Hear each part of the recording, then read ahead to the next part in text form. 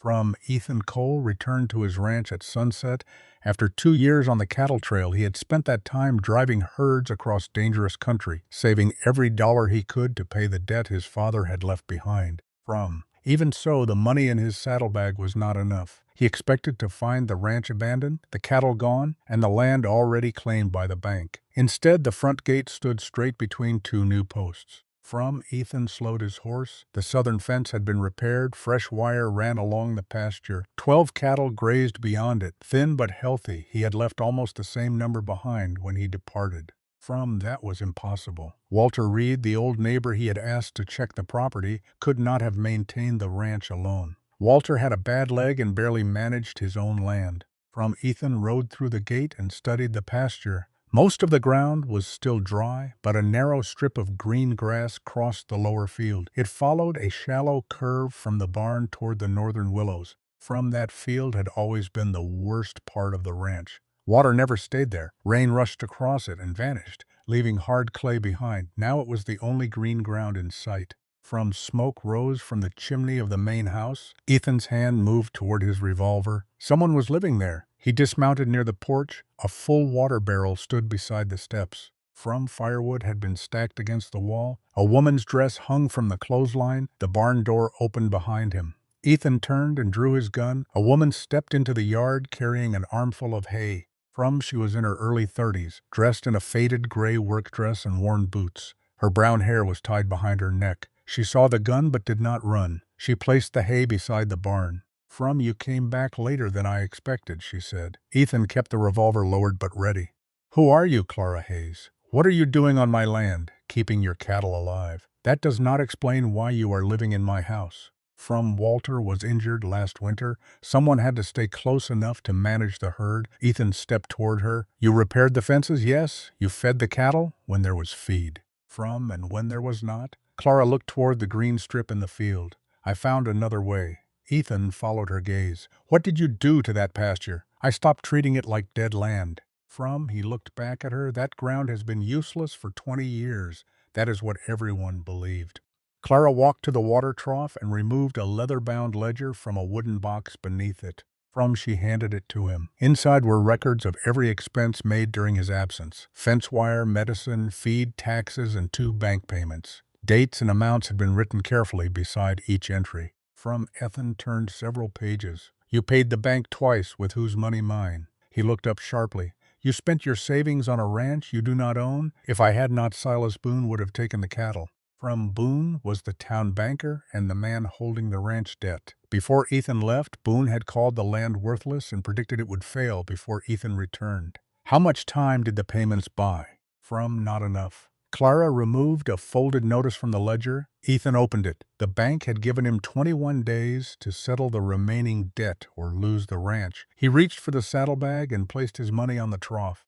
Clara looked at the amount. "It will not cover what you owe," she said. "I know then the cattle and the land will be seized." Ethan folded the notice. "If Boone thinks the ranch is worthless." "Why does he want it?" Clara looked north again. "That is the question you should be asking." She led him into the lower pasture. The soil changed beneath their boots as they reached the green strip. Outside it, the ground was dry and hard. Inside it, the earth was cooler and softer. Clara pushed an iron rod into the soil. It sank several inches. She handed it to Ethan and pointed toward the dry ground beside them.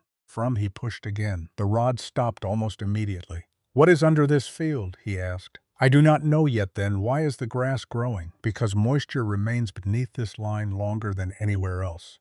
Ethan looked toward the northern willows. "There is no creek on this ranch, not on the county map." Clara opened the ledger to a hand-drawn sketch. A curved line crossed the lower field.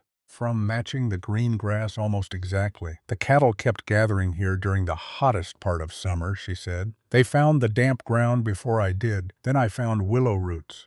Dark soil and smooth stones buried under the clay. Creek stones, possibly." Ethan studied the line. "You think there was water here?" "I think there still is." A rider appeared beyond the eastern fence. He sat on a gray horse, watching them from the road. Ethan recognized him as Martin Vale, a clerk from Boone's Bank. The man remained there for a moment, then turned toward town. Clara closed the ledger. "He has been watching the ranch for weeks.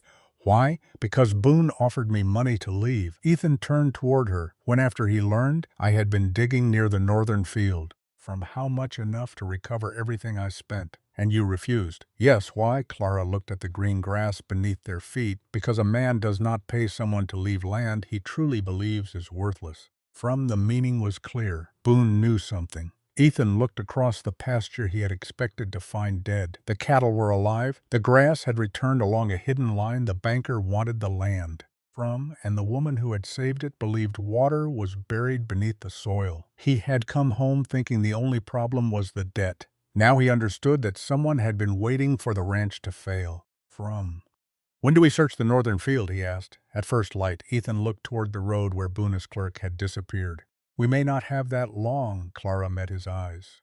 Then we start before dawn. Before sunrise, Ethan and Clara crossed the lower pasture carrying 2 shovels, a lantern, and the iron rod she had used to test the soil. The cattle were still gathered near the green strip, their hooves dark with damp earth. Clara followed the grass toward the northern willows. Ethan walked beside her, watching the ground. You said you found smooth stones, he said. Near the base of the ridge, and you think they mark an old creek? They follow the same line as the grass? That does not prove water is still there? No, that is why we are digging. The green strip narrowed as the land rose. Near the willows it disappeared beneath thorn brush and dry clay. Clara stopped beside a low bank, partly hidden by roots. She pushed the iron rod into the ground. It sank nearly to the handle. Here, she said. Ethan cleared the brush while Clara removed loose soil from the bank. Within minutes they uncovered a row of rotting timbers held between 2 stone supports. Ethan ran his hand across the wood. This was built by my grandfather. You recognize it? He called it the North Flood Barrier. A storm once sent water through the lower pasture and drowned part of the herd. Clara studied the structure. It stopped the flood by sending the water east. She pointed to a deep channel leading away from the bank. The channel connected with the drainage ditch near the property line. Ethan understood what she meant. Any water reaching the ridge would be redirected before it entered the pasture. The barrier saved the ranch, he said. Once, Clara replied, but after the flood passed. No one opened the old route again. You think it has been draining the land ever since. I think every storm brings water to this point, and this wall sends most of it away. Ethan drove his shovel into the soil beneath the timbers. The upper layer was hard clay, but the earth below it was darker and softer. At 2 feet, the blade struck stone. He knelt and pulled out a rounded rock, then another. Clara took one and wiped away the mud. Water-shaped these, Ethan dug along the bank. More stones appeared beneath the clay, forming a narrow bed that curved toward the lower pasture. The old creek had been real. Clara pushed the iron rod into the exposed gravel. When she pulled it out, moisture covered the lower end. Ethan touched it. There is water beneath us. Moisture, she corrected. It may be trapped rainwater, but it has not rained in 9 days. That is why this matters. Ethan stood and examined the barrier. We removed part of it. Clara stepped between him and the timbers. No, you just proved. It is blocking the channel. We proved an old channel exists. We do not know how much water is behind this bank. We have 21 days, and if you tear it open too quickly, you could wash away the lower pasture in 1 hour. Ethan looked toward the dry field. There is hardly anything left to wash away. There is enough soil left to save. He lowered the shovel, frustrated but listening. What do you suggest? We trace the channel farther uphill. If there is a seep or a spring feeding it, we open a narrow test cut. If there is only storm runoff, we build a controlled spillway. You have done this before? My father dug wells and drainage channels. I worked beside him. That does not make you an engineer. No, it makes me cautious. A horse approached from the east. Ethan turned. Martin Vale. Silas Boone's clerk rode through the northern gate without asking permission. His gray coat was buttoned to the neck, and a leather document case hung from his saddle. He stopped 20 feet away. Mr. Cole, Martin said. I heard you had returned. You heard quickly. Mr. Boone keeps track of property tied to his bank. This property still belongs to me for 20 more days. According to the notice, Clara covered the exposed gravel with loose soil. Martin noticed. What are you digging fence posts? Ethan said. There is no fence here. There will be if I decide to build one. Martin dismounted and stepped toward the bank. Ethan blocked him. You entered my land without permission. I came on bank business, then conduct it from where you are standing. From Martin opened the document case and removed a folded paper. Mr. Boone is prepared to make an offer. He will forgive the remaining debt and provide enough money for you to leave the valley. From, in exchange for the ranch, in exchange for land that cannot support its current debt. Ethan glanced at Clara. Her suspicion had been right. Boone was not waiting for the foreclosure. From, he wanted Ethan to sell before they understood what lay beneath the field. How generous is the offer? Ethan asked. Martin named an amount. It was more than Ethan had expected. From, but far below what the ranch would be worth with reliable water. Clara remained silent. Ethan folded the paper without reading the details. Tell Boone I am not selling. Martin looked toward the green strip below them. From, you should think carefully. A few patches of grass do not change the condition of this land. I did not mention the grass. Martin's expression tightened. Ethan stepped closer. Why is Boone interested in a ranch he has called worthless for 2 years? From, the bank is interested in recovering its money. Then why offer me more than I owe? Martin returned the paper to his case. This offer expires tomorrow evening. It expired when you crossed the gate. From, Martin mounted his horse before leaving. He looked at Clara. You should have accepted Mr. Bone's earlier offer. Ethan turned toward her, but she kept her eyes on Martin. What earlier offer? From, Ethan asked.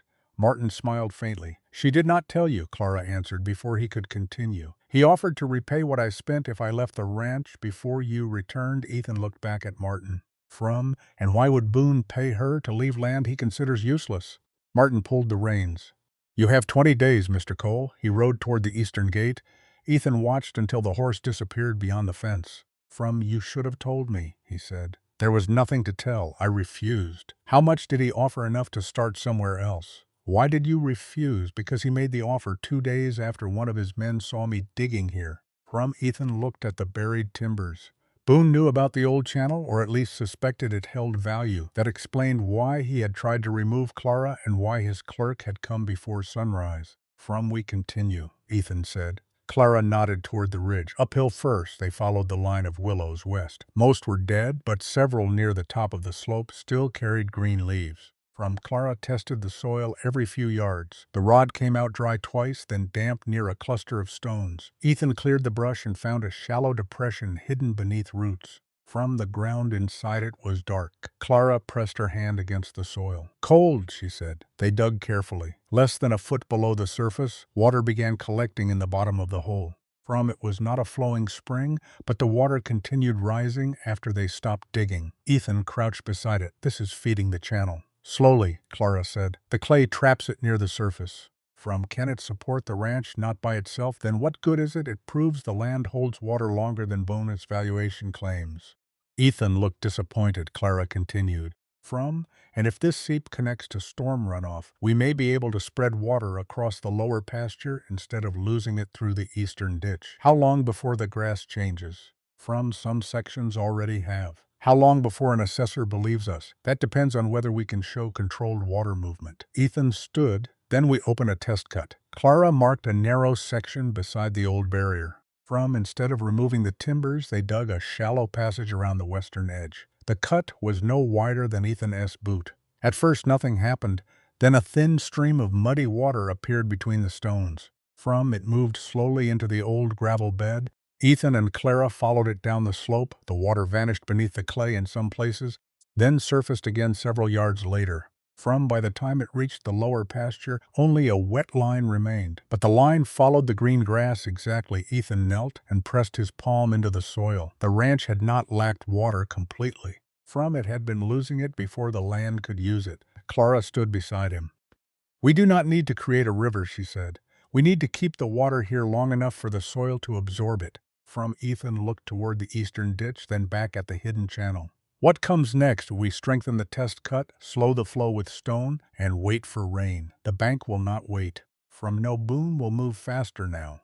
As if summoned by his name, a bell rang faintly from the direction of the house. Ethan stood. That is the yard bell. They returned quickly. Walter Reed waited beside the porch. From, leaning on his cane, a rider from town stood near him holding another document. Walter's face was tense. Boone filed for an immediate livestock inspection, he said. He claims the herd is losing value and must be seized before the foreclosure hearing. From, Ethan took the paper. The inspection was scheduled for the following morning. If Boone convinced the county that the cattle were unhealthy, the bank could remove them before Ethan had a chance to prove the ranch was recovering. Ethan looked toward the herd. The cattle were alive because Clara had preserved the green pasture. Now that same pasture would have to prove they were worth keeping. We have until tomorrow. He said. Clara looked at the narrow line of water moving through the field. Then today, we make sure they see what Boone hoped would stay buried. The county inspector arrived shortly after sunrise with Silas Boone and 2 hired riders. Ethan stood at the gate beside Clara and Walter. The cattle had already been moved into the lower pasture where the green grass was thickest. Clara had checked each animal before dawn and separated 1 cow with an injured hoof, so Boone could not use it as evidence against the entire herd. The inspector introduced himself as Samuel Price.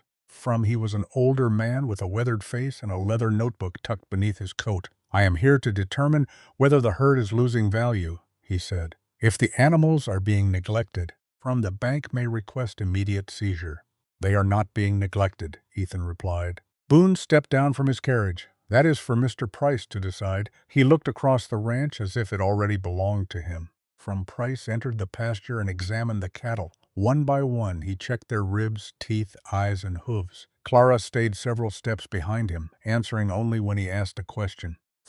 What have they been eating? Price asked. Pasture grass, stored hay, and mineral salt. Clara said, this land cannot produce enough grass for 12 cattle. Most of it cannot. She pointed toward the green strip. That section can? Price walked into the grass and pressed his boot into the soil. Boone followed him. A narrow patch does not make a functioning ranch, Boone said. It kept the herd alive. Clara replied. Boone looked at her. Barely. Price examined several clumps of grass, then wrote something in his notebook. How long has this area been green? Since the first controlled runoff last season.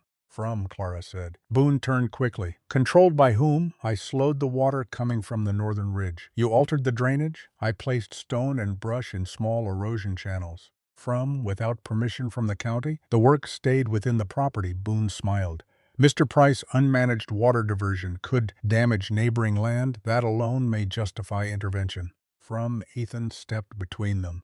This inspection is about the cattle. It is about the value protecting my loan, Boone said. Price raised one hand. I will decide what is relevant. They continued toward the water trough. Price checked the water and found it clean. He then inspected the barn, the stored hay, and Clara's medical supplies. Everything was organized. Boone's confidence began to fade. At the north pen, Price stopped beside the cow. Clara had separated. Stone bruise, Clara said. The hoof is clean, no infection. Price lifted the animal's leg and inspected it. She should recover. Boone opened his document case. I have statements from 2 men who saw cattle collapsing here last winter. Clara looked at him. 2 cattle became weak after the well nearly failed.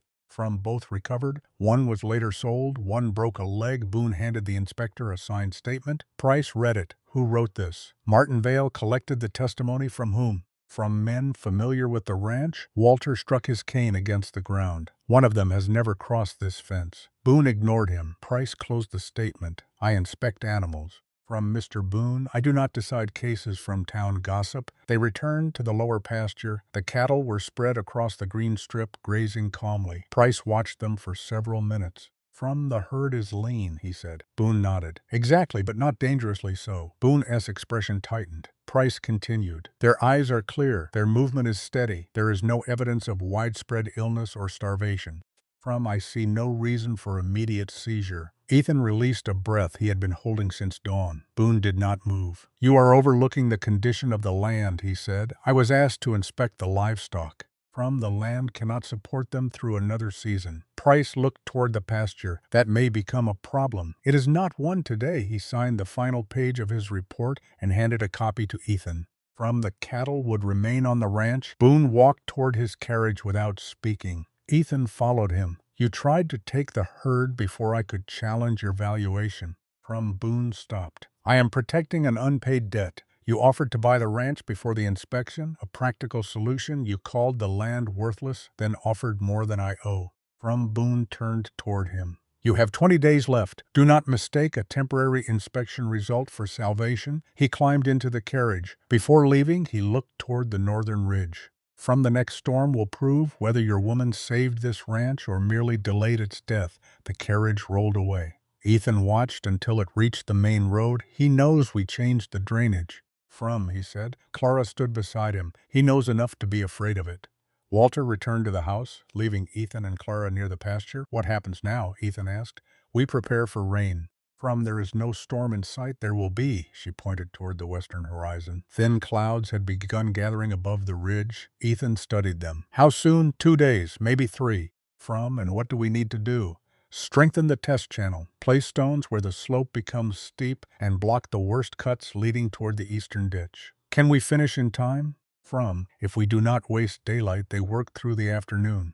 Ethan hauled stone from the dry creek bed, while Clara shaped the narrow channel around the old timber barrier. They did not remove the wall. Instead, they created a controlled opening that allowed only a small amount of water into the buried gravel bed. At each steep section, they placed branches and rocks to slow the flow. By sunset, the channel stretched from the damp ground near the ridge to the beginning of the green pasture. It was still small. It would not carry enough water to flood the field. But it might keep the next rain from leaving the ranch. Ethan stood beside the finished section. My grandfather built the barrier to stop water, and we are not undoing his work. Clara said. We are giving part of the water another path. What if we are wrong? The pasture may stay dry. What if we are very wrong? The lower field could erode. Ethan looked toward the house. And Boone would take the ranch. He may take it anyway. Her directness no longer angered him. It made him trust her. The following morning, they continued reinforcing the channel. Near midday, Walter rode slowly from the house with a letter in his hand. It came from the county office, he said. Ethan opened it. Boone had filed a complaint claiming that recent work on the northern ridge might redirect water onto his property. A county surveyor would arrive in 4 days. Ethan looked toward Boone's southern land. The water flows east, not south. Now it does, Clara said. He knows that, yes? Then the complaint is only meant to stop us. Clara took the letter and read it. If the county orders the channel closed before the storm, we lose our chance to prove it works. Ethan folded the paper. Then we finish before the surveyor arrives. That evening the wind changed. Clouds covered the western sky, darker and heavier than before. The cattle gathered near the barn. Birds disappeared from the fence lines. Clara walked to the lower pasture and pushed the iron rod into the ground. The soil beneath the green strip was still damp. Ethan joined her. Will it hold? The ground will tell us tomorrow. Thunder sounded beyond the ridge. They returned to the northern barrier as the first drops fell. Ethan checked the stone supports, while Clara cleared loose soil from the opening. Rain began striking the dry earth. Within minutes, water moved down from the ridge. It reached the old barrier and collected behind the rotting timbers.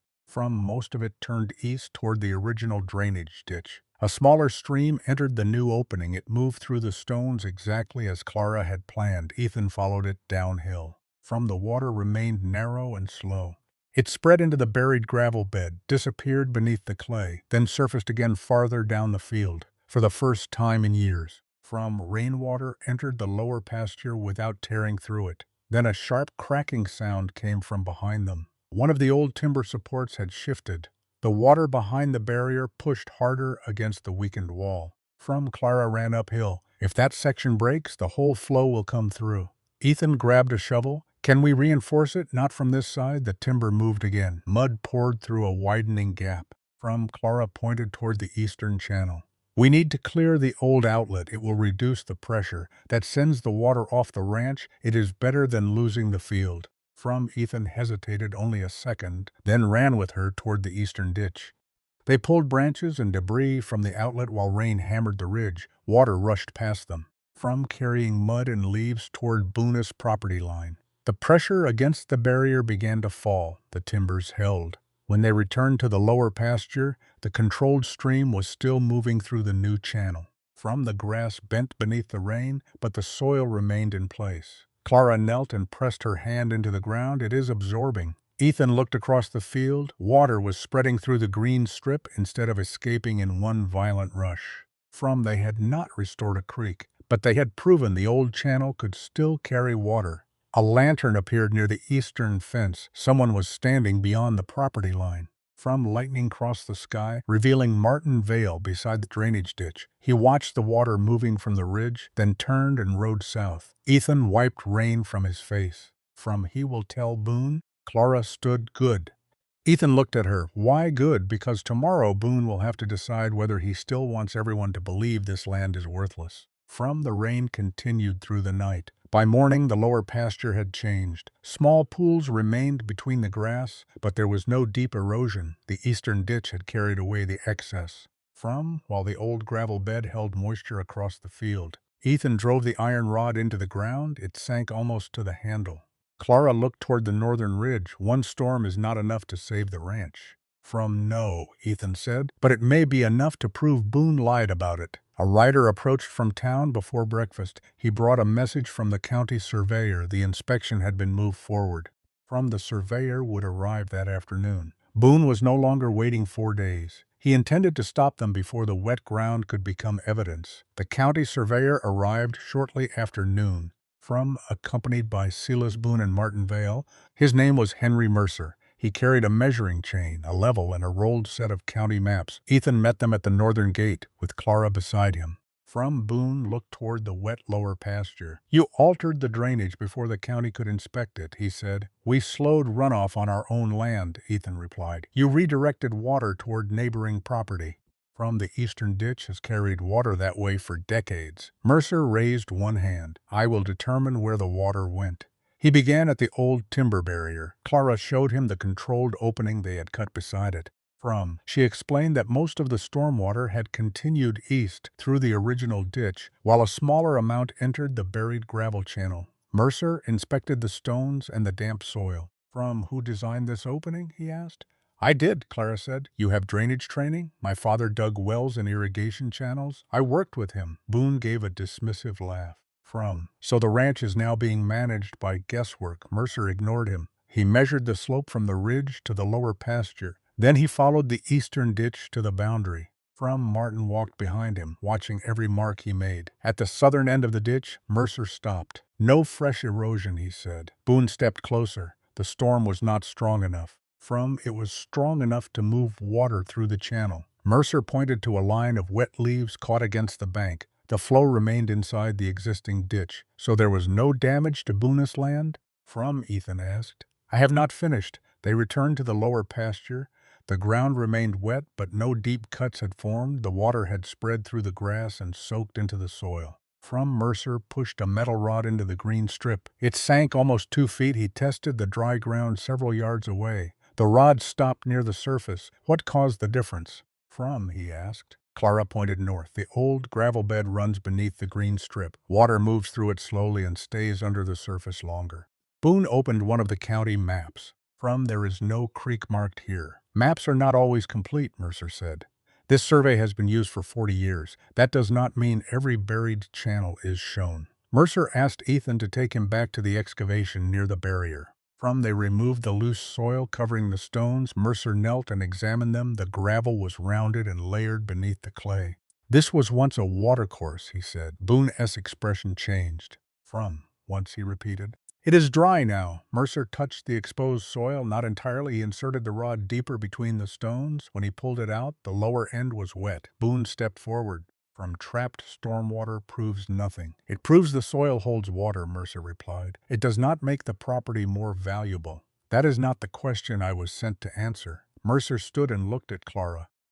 Have you opened any other part of the barrier? No, do not remove the timbers, Ethan frowned. Are you ordering us to close the test channel? No, I am ordering you not to widen it until the structure is assessed.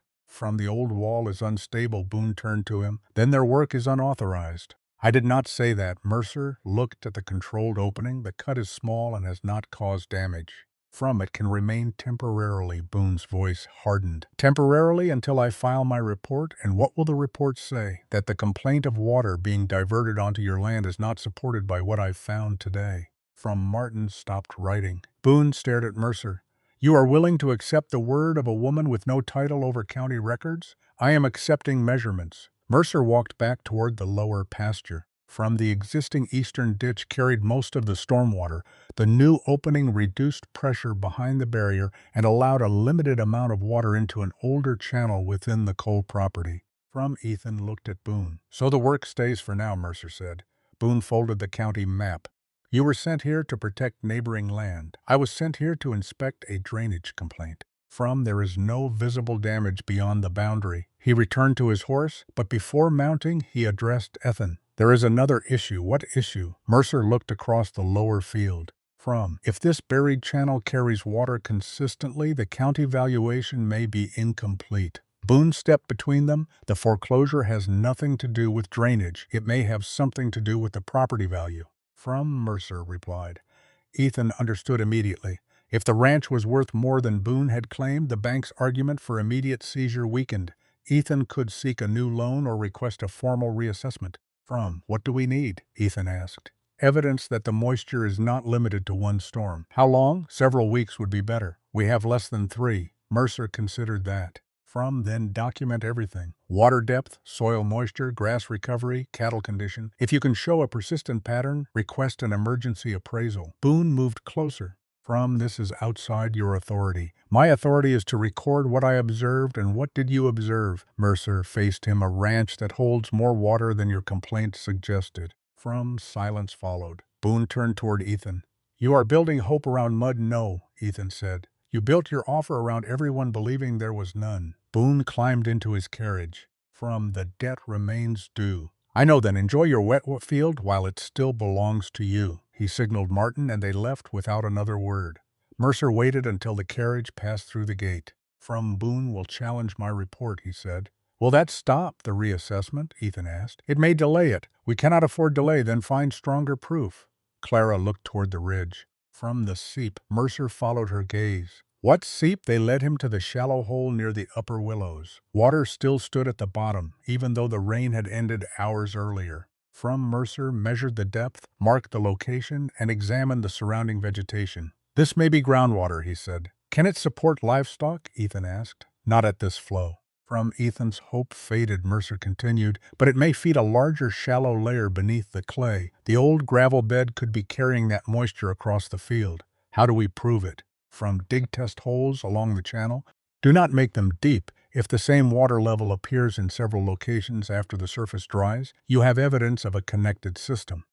Clara nodded. How many? At least 4 between here and the lower pasture. Mercer mounted his horse. I will submit my report tomorrow. After that, Boone may move faster. He already is.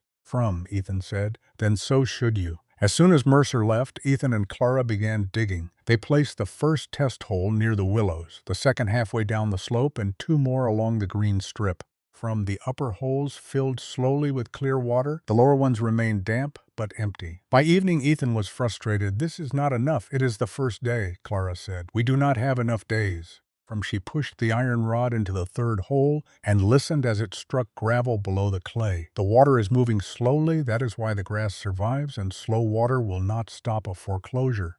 No proof might. They covered the holes with wooden boards and marked each location. The next morning, the first 2 held water. The 3rd had collected a shallow pool. The 4th remained dark and moist. Clara measured each depth and recorded it. For 3 days they repeated the process. The surface dried, the eastern ditch emptied, but water remained beneath the old channel. At the same time, the lower pasture changed. New green shoots appeared between the older grass. The cattle spent less time near the trough and more time grazing along the damp strip. Walter helped Clara update the records while Ethan repaired fencing around the test sites. On the 4th morning, a letter arrived from Mercer. His report confirmed 3 points.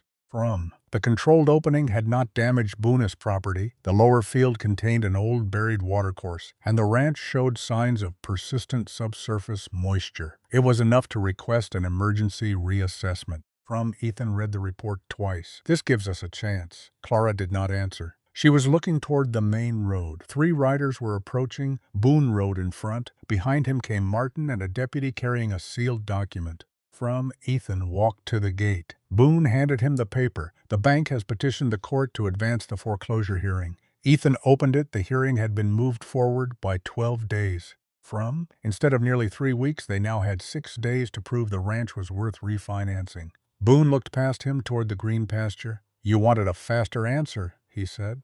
Now you have one. He turned his horse and rode away. Ethan stared at the date on the document. 6 days. Clara stood beside him. "We have moisture records," she said. The surveyor confirmed the channel. "From it is not enough? Not for the bank? Then what will be?" She looked toward the old seep above the willows, a flow strong enough to reach the field without a storm. Ethan followed her gaze. They had proven that water remained beneath the ranch. Now they had 6 days to prove it could keep the ranch alive. Ethan and Clara began before sunrise. They had 6 days before the foreclosure hearing.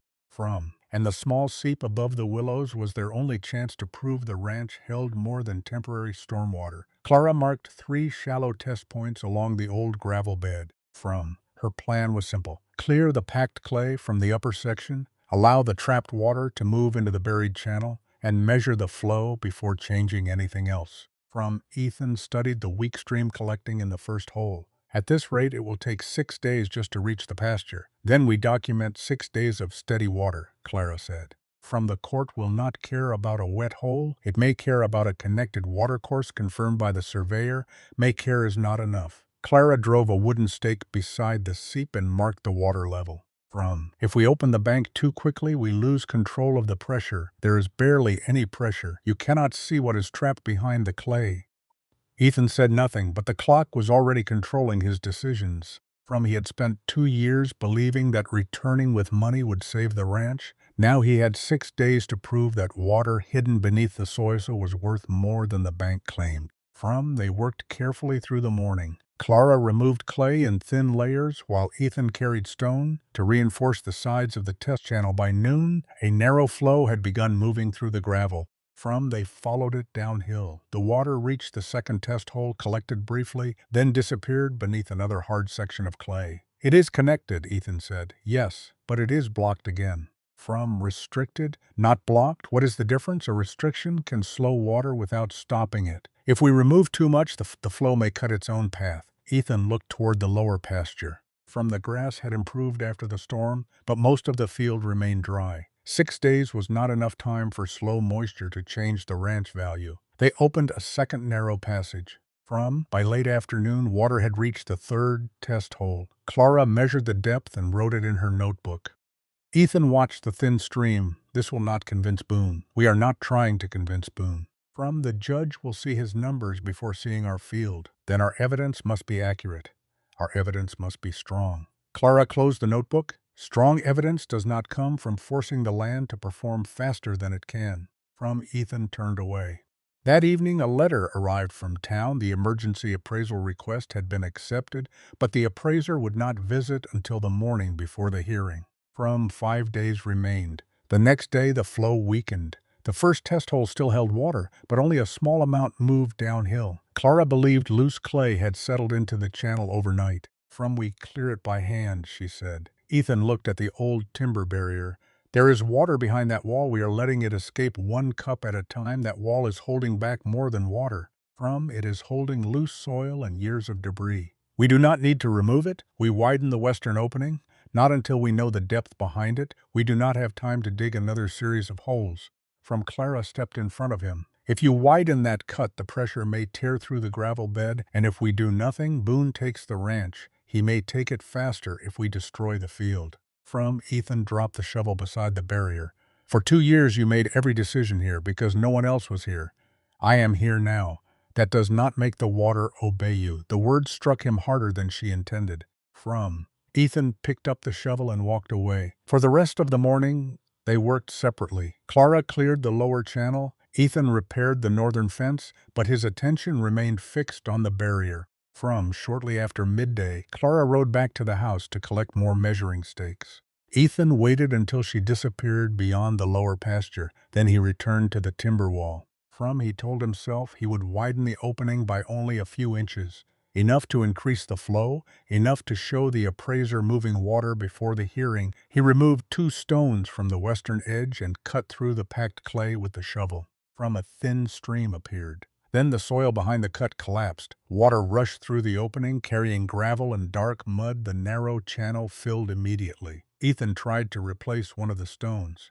But the force pushed it from his hands. The opening widened again. The flow moved downhill faster than before. At first, Ethan believed he had succeeded. Water crossed the upper gravel bed and reached the second test hole within minutes. Then the bank below it broke. The stream left the buried channel and cut into the dry surface soil. A shallow brown trench formed across the slope, heading toward the lower pasture. Ethan ran beside it, throwing stones into the cut. The water moved around them. Clara returned at a gallop. She dismounted before the horse had fully stopped. "What did you do?" I widened the opening. How much the bank gave way. Clara looked downhill and saw the growing trench. "Get the cattle out of the lower field. We can stop it here, not before it reaches them." Ethan ran toward the pasture while Clara returned to the barrier. He opened the western gate and drove the cattle toward higher ground. Several animals moved easily, but the injured cow resisted and turned back toward the green grass. By the time Ethan forced her through the gate, muddy water had reached the field. It did not create a flood, but it moved too quickly to soak into the soil. It tore through the edge of the green strip and carried loose earth toward the eastern ditch. Clara worked at the barrier, pushing branches and stones into the widened opening. Ethan returned and joined her. "Bring the heavy timber from the fence pile," she said. He dragged 2 cedar posts up the slope. Together they drove them across the opening and packed brush behind them. The flow weakened, but water continued leaking around the sides. Clara redirected part of it into the original eastern outlet. "We are sending it off the ranch again," Ethan said. "We are keeping it from stripping the pasture." They worked until sunset. When the water finally slowed, the damage was clear. A narrow gully crossed the upper slope. Part of the green strip had been buried under mud. One of the test holes had collapsed, and the controlled channel they had built over several days was gone. Ethan stood beside the ruined section. "How much did we lose?" "2 days of work. We have 4 left." Clara walked down to the pasture and lifted a handful of soil from the new cut. "The deeper layer is still here. We can repair it." Ethan followed her. "You warned me." "Yes. I thought a stronger flow would prove the land had value." "A strong flow proves nothing if the soil cannot hold it." He looked at the muddy channel. "I made the same mistake my grandfather made." "No, he tried to protect the ranch from a flood, and I tried to save it by creating one." Clara wiped the mud from her hands. You tried to make 6 days of proof appear in one afternoon."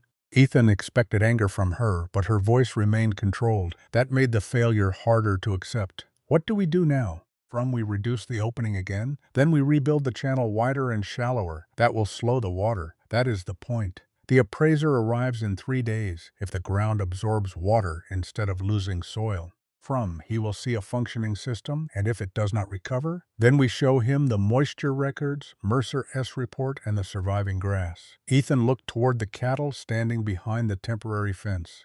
No more guesses. Clara met his eyes. No more rushing. They worked by lantern light. Ethan reset the stones at the barrier while Clara shaped a broad, shallow path below it instead of forcing water into one narrow trench. They spread the remaining flow across several small gravel channels. By midnight, the water had slowed to a steady trickle. It no longer carried mud. The next morning, the damaged field looked worse in daylight. The new gully remained visible, and brown sediment covered part of the grass. Then Clara knelt beside the lowest section and pushed the iron rod into the ground. It sank deeply. The water stayed beneath the surface," she said. Ethan tested another section. The soil was damp well beyond the visible stream. "So the failure taught us where the gravel spreads." Yes, he looked toward the repaired barrier. "Can we use that?" "We can place the next shallow channels along those lines." They spent the day rebuilding. Ethan followed Clara's measurements exactly. At each steep point they placed stones and brush to reduce the speed. At each flat section they widened the channel so the water could spread. By evening the seep was moving again. The flow was smaller than Ethan wanted, but it remained clear. It crossed the upper slope without cutting the soil, entered the green strip, and disappeared beneath the grass. Clara placed a tin cup at the end of the visible flow and timed how long it took to fill. "Not much," Ethan said. "Enough to measure. Will it be enough for the appraiser?" Clara looked toward the wet ground surrounding the channel. The water itself is not the proof. What is that the land keeps it? A rider appeared on the eastern road. Martin Vale stopped beside the fence and studied the muddy scar left by Ethan's mistake. He smiled before turning back toward town. "He saw the damage," Ethan said. "Boone will use it at the hearing. He will say we are destroying the ranch." Clara closed her notebook.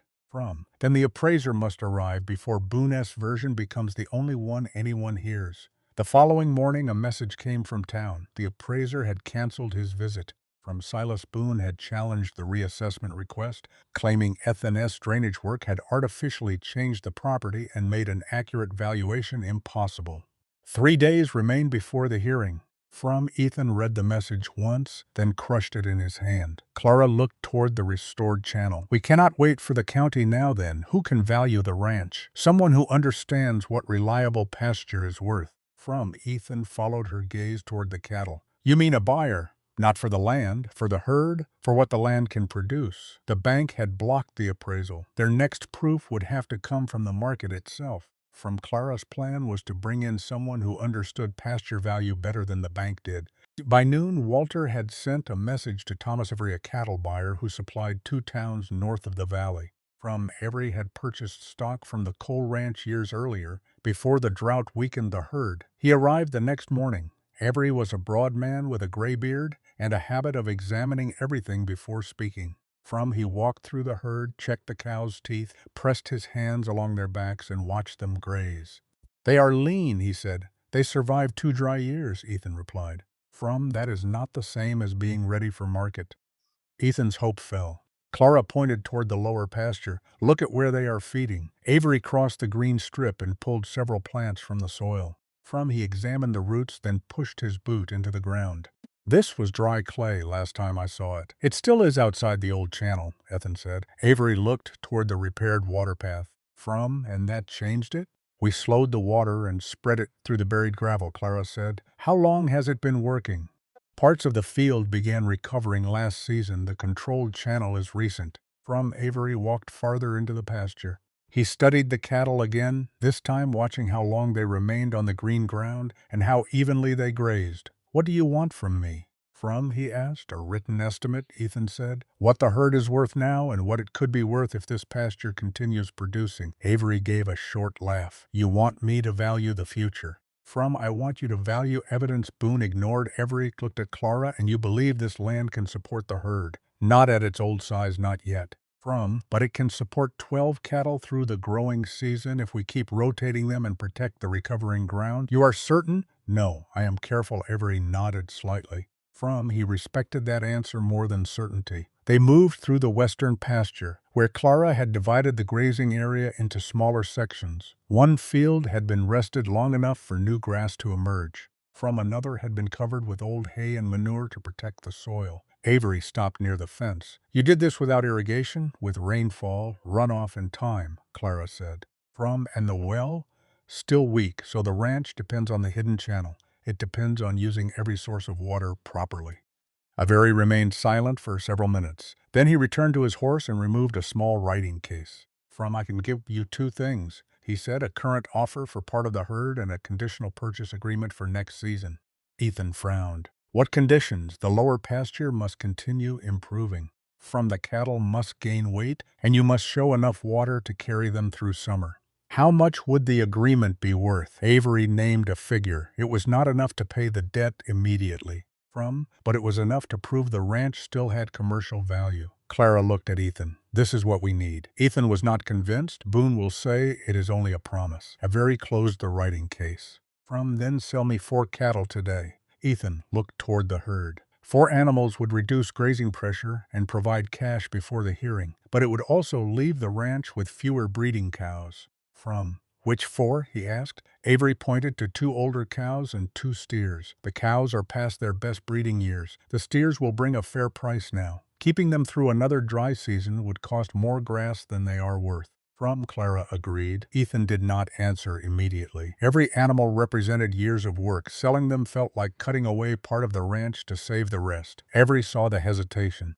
"You can lose 4 cattle today," he said, "or let Boone take all 12 next week." Ethan signed.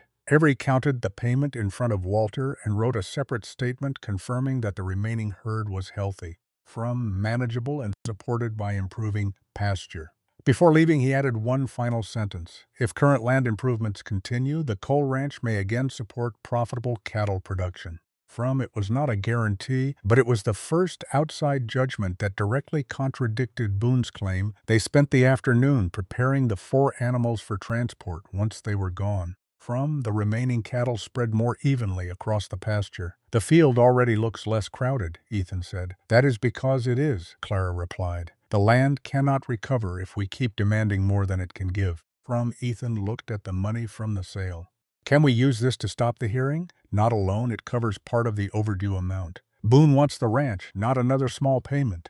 From Ethan knew she was right. That evening, he rode into town with Avery's written estimate, the surveyor's report, and Clara's moisture records. The bank was still open. Silas Boone sat behind his desk while Martin Vale stood near the window. From Ethan placed the documents in front of them. The county surveyor confirmed the old channel, he said. Avery confirmed the herd has value. I sold 4 cattle and can make another payment today. From Boone did not touch the money. The foreclosure hearing remained scheduled. You claimed the ranch could no longer produce. It cannot produce enough. A cattle buyer disagrees. A buyer wants cattle.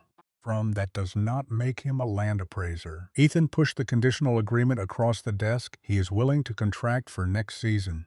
Under conditions you may not meet. The ranch is improving. From Boone finally looked at the documents. For a moment, Ethan saw concern in his face. Then Boone set them aside. You altered the drainage after defaulting on the loan. You sold secured livestock without approval. From you are now presenting speculation as value. The cattle were mine to sell.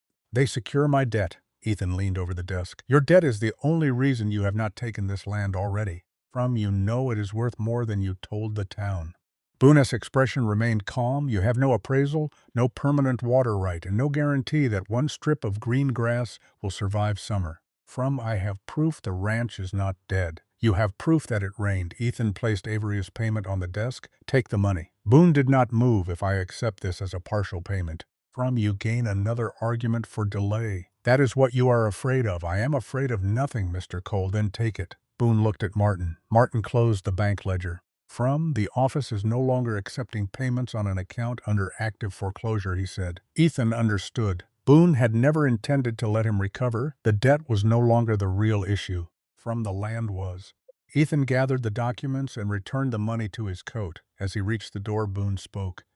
You should have accepted my offer when you returned. Ethan looked back. From you should have taken the ranch before Clara found the water. Boone's face hardened. That reaction told Ethan more than any answer could have. Outside, the town had begun to gather near the general store. From news of the hearing had spread. Some people looked at Ethan with pity. Others looked away. Walter waited with the wagon. Did he take the payment? He asked. No, Walter's expression darkened. Then he wants the property more than the money.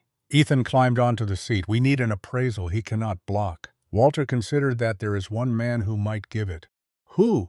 From Jonas Webb, Ethan knew the name. Webb had once worked as a county land assessor before resigning after a dispute with Boone. Where is he? Across the northern ridge, half a day away. The hearing is in 2 days? Then you leave tonight.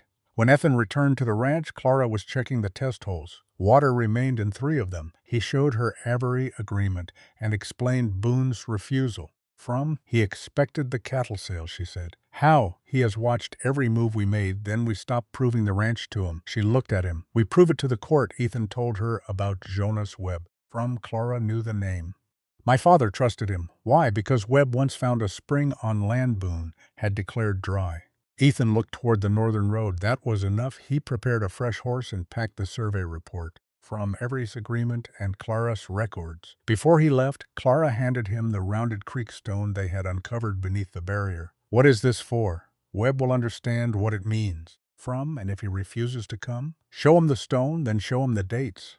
Ethan placed it in his saddlebag. He rode out before dark. Behind him, Clara remained beside the recovering pasture.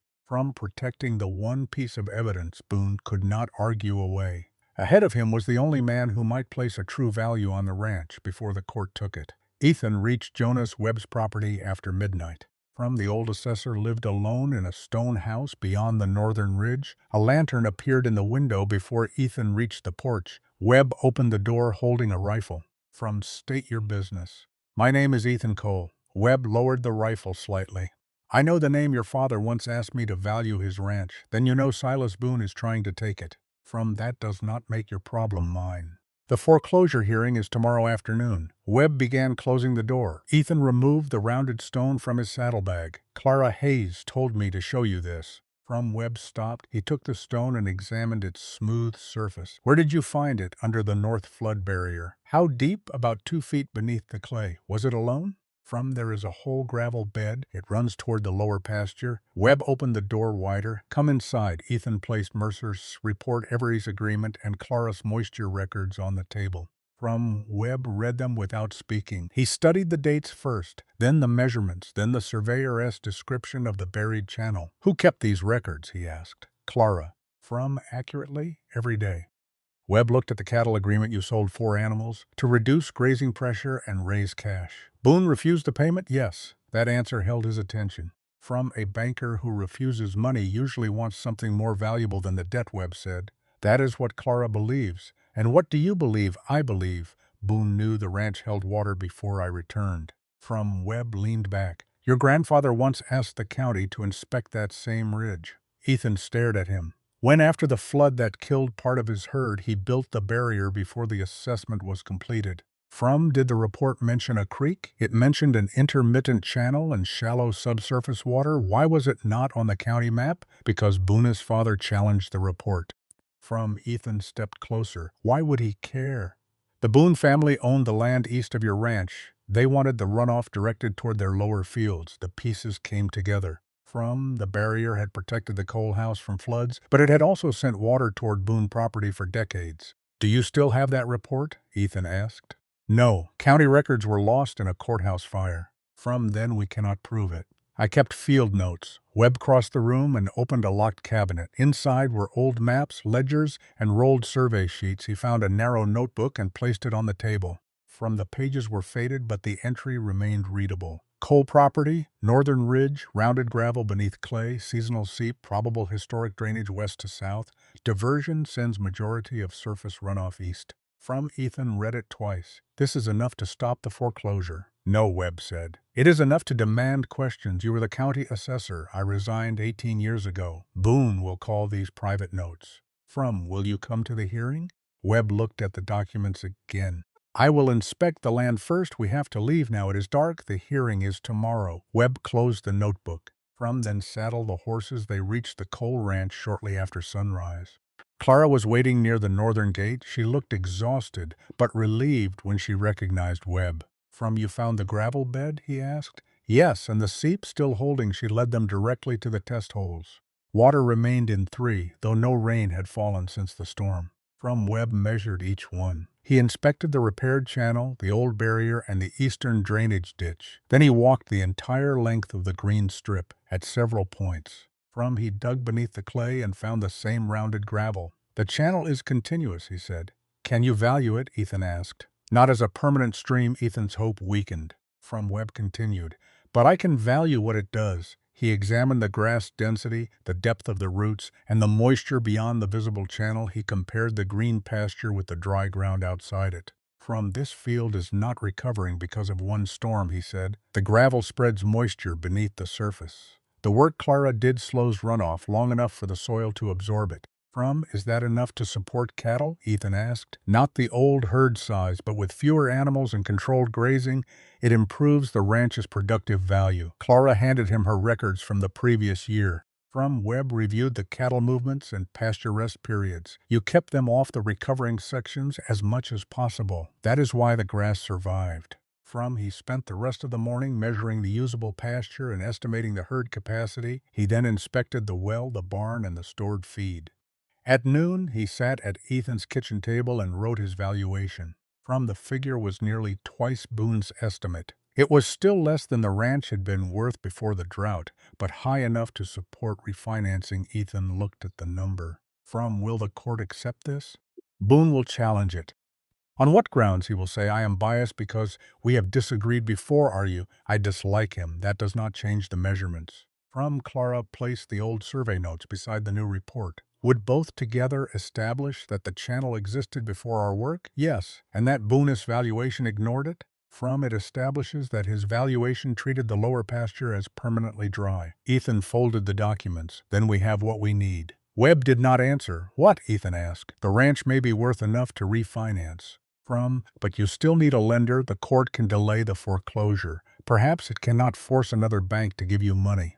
Ethan looked at Clara. A higher valuation gave them time. From not freedom. What lender would take the risk, he asked. Webb pointed to Avery's conditional agreement, one who sees future income. Avery is a cattle buyer. He works with the regional livestock cooperative. They sometimes finance small ranches when the cattle supply benefits their contracts. Ethan understood. If Avery confirms the agreement at the hearing, the cooperative might replace Boone's loan. If the judge grants time. A horse entered the yard. Walter stepped outside as the rider approached. The man handed him a sealed envelope and left without dismounting. Walter brought it into the kitchen.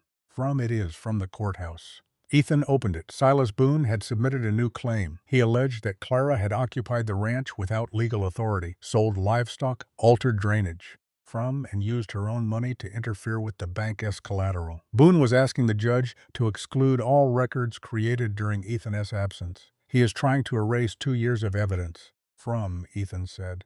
Webb read the document. If the judge accepts this, Clara's measurements may be treated as unreliable. The surveyor confirmed them, only the current conditions. Clara remained calm. What would make my records admissible? Proof that Ethan authorized your management. He did not, he was gone. Walter looked toward the old desk. His father did. Everyone turned to him. Walter leaned on his cane. Before he died, Daniel Cole signed a standing ranch agreement. It allowed me to appoint someone to manage the herd if Ethan was absent and the property was at risk. Ethan stared at him. You never told me. I forgot it existed until Boone challenged her authority. Where is it? In the deed box. They opened the desk and searched through the old papers. Beneath several tax notices, Walter found a folded document bearing Daniel Cole's signature and a county witness seal. The agreement authorized Walter to arrange temporary care. Sell animals when necessary to prevent loss, and spend funds to protect the ranch until Ethan returned. Clara's work had not been unauthorized. It had been performed under Walter's legal appointment. Ethan placed the document beside Webb's valuation. Boone had tried to remove Clara's evidence. Instead, he had forced them to find the paper that made her actions legitimate. Webb gathered the reports. We leave for town within the hour. Clara looked at the channel through the kitchen window. I should stay with the cattle. No, Ethan said. Boone built his case around claiming you had no right to act. You need to be there when we prove otherwise? She looked at him. Are you certain for 2 years you stood here when I could not? He picked up the ledger. Now you stand beside me. They left the ranch together. For the first time since Ethan returned, they were not going to the bank to ask for mercy. They were going to court with proof. The courthouse was already crowded when Ethan, Clara, Walter, and Jonas Webb arrived. News of the foreclosure had spread through the valley, and several ranchers had come to watch. Silas Boone stood near the front with Martin Vale and a lawyer from the county seat. He looked calm, but his attention remained fixed on the papers Ethan carried. Judge Elias Ward entered and called the hearing to order. Bonus lawyer spoke first. The bank has waited beyond the original deadline. The debt remains unpaid. The property has declined in value, and the ranch has been altered by a woman who had no ownership or legal authority. He presented Boone's valuation. Photographs of the dry eastern pasture and statements claiming the herd had been close to starvation during the previous winter. The bank is not asking for punishment, he continued. It is asking to recover lawful collateral before further damage occurs. Judge Ward looked at Ethan. Do you dispute the debt? No, Ethan said. Can you pay it today? Not in full. A quiet murmur moved through the room. Boone's lawyer closed his file as if the case had already ended. Ethan placed a various cattle agreement on the table. I can make a substantial payment. The ranch also has enough value to support refinancing. The bank disputes that, the lawyer said. That is why we brought evidence. Jonas Webb was called first. He explained his experience as a former county assessor and presented his new valuation. Boone's lawyer stood Mr. Webb. Did you not leave county service after a disagreement with Mr. Boone? I resigned after he pressured the office to approve a valuation I considered inaccurate. So you hold a personal grievance. I hold measurements. Webb described the buried gravel channel, the persistent moisture, the improving pasture, and the reduced herd size. He explained that the ranch could not support the number of cattle it once had, but it was not worthless. What value did you assign the property? Judge Ward asked. Webb gave the figure. It was nearly twice Boone's estimate. Boone's lawyer immediately challenged it. There is no recorded creek, no established water right, and no guarantee the pasture will remain green. I did not value a creek, Webb replied. I valued usable soil, current forage, verified moisture, livestock capacity, and existing infrastructure. He then produced his old field notes. From these observations were made years before Clara Hayes changed anything. They described the same gravel bed and the same shallow water pattern. Boona's face tightened. His lawyer examined the notebook. These are private notes, not an official report. They are dated observations from an official field inspection, but the original county file no longer exists. That does not make the land disappear. Judge Ward accepted the notebook as supporting evidence, not final proof. Clara was called next. Boone's lawyer approached her slowly. You lived on the coal ranch without the owner's permission. Ethan was away. Walter appointed me to manage it. You sold livestock. 3 animals, 1 was injured, 2 were unlikely to survive winter. You altered the drainage. I slowed runoff in small channels and protected the lower pasture. You spent your own money on the ranch. Yes, why, to keep the cattle alive or to create a claim on the property? No, you expected repayment. I kept records because the money was not mine to hide. The lawyer held up her ledger. These measurements were made by you alone. Many were. You are not a surveyor? No, you are not an appraiser? No, you are not an engineer. No, then why should this court trust your conclusions? Clara looked directly at the judge. It should not trust my title. I do not have one. It should compare my records with what the surveyor measured, what Mr. Webb found, and what the cattle buyer confirmed. The room became silent. Judge recorded rainfall, soil moisture, cattle movement, expenses, and pasture use for almost 2 years? Yes. Why so much detail? Because the ranch was failing, and I needed to know which decisions helped and which ones caused more damage. Boona's lawyer pointed toward the document concerning her authority. This agreement was signed by Ethan Cola's father, not Ethan. Walter stood before he was called. It authorized me to appoint temporary management if Ethan was absent. The judge examined the paper. The county witness seal was still visible. Did you appoint Clara Hayes? He asked. Yes, when? 5 weeks after I injured my hip. Did she act under your direction at first? Later. She did more than I was able to supervise. Did she keep you informed every week? The judge placed the agreement beside Clara's ledger. Her management was authorized. Bone's lawyer objected. But the judge rejected it. The records would remain part of the hearing. Ethan was called last. Boone's lawyer faced him. You admit the debt remains unpaid. Yes. You admit the ranch cannot support its former herd. Yes. You admit recent drainage work caused erosion. Yes. Clara looked at him, but Ethan did not avoid the question. I widened the channel against Clara's advice, he continued. The flow cut the slope. We repaired it and changed the design. The lawyer paused. He had expected denial. So you damaged the property. I made a mistake, and this court should delay foreclosure because you corrected one mistake? No, it should delay foreclosure because the bank undervalued the ranch and refused a valid partial payment. Ethan placed the money from the cattle sale on the table. I offered this to Boone before the hearing. He refused it. Judge Ward turned toward Boone. Did the bank refuse payment? Boone answered carefully. The account was already under active foreclosure. That was not my question. Yes. Why? Boone's lawyer stepped forward to avoid creating confusion regarding the legal status of the debt. The judge looked unconvinced. Ethan placed Avery's conditional agreement beside the money. A buyer has committed to purchase cattle next season. If we maintain the pasture, the ranch has present income and future income. We are asking for time to refinance, not forgiveness. Judge Ward studied the documents. How much time? 30 days. Boone's lawyer objected immediately. The bank has already waited 2 years while accepting interest payments from Clara Hayes. Ethan said. The judge raised one hand. He reviewed the survey report, Webb's valuation, Clara's records, Avery's agreement, and the management authorization. Then he spoke. The court finds that the debt is valid. It also finds that the bank's valuation may not reflect the present condition of the property. Boone's expression hardened. The foreclosure is delayed for 15 days. Ethan had asked for 30. But 15 was still time. Judge Ward continued. During that period, Ethan Cole may seek refinancing. The bank must accept lawful partial payment and may not remove livestock without a separate order.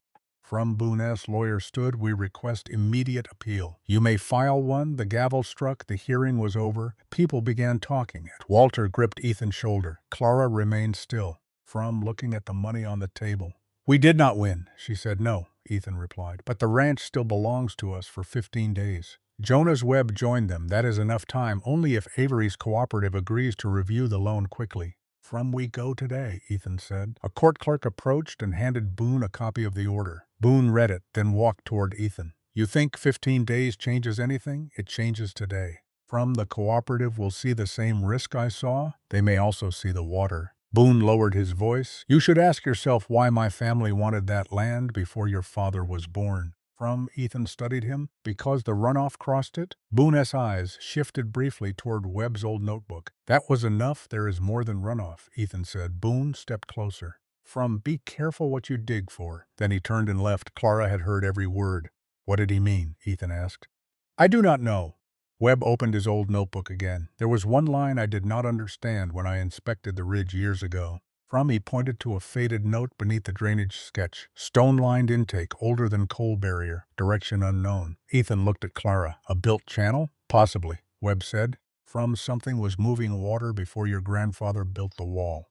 Clara closed the notebook. If Boone knows where it leads, that may be why he wanted the ranch before we found the seep.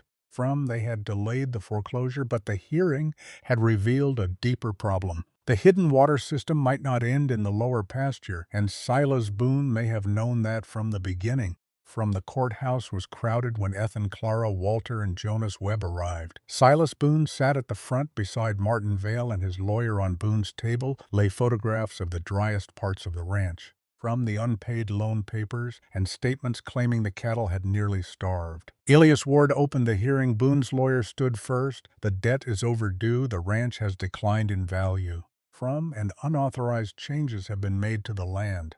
The bank requests immediate foreclosure before its collateral suffers further damage. Judge Ward looked at Ethan. Do you dispute the debt? From no. Can you pay it in full today? No, Boone leaned back, certain the answer had settled the case.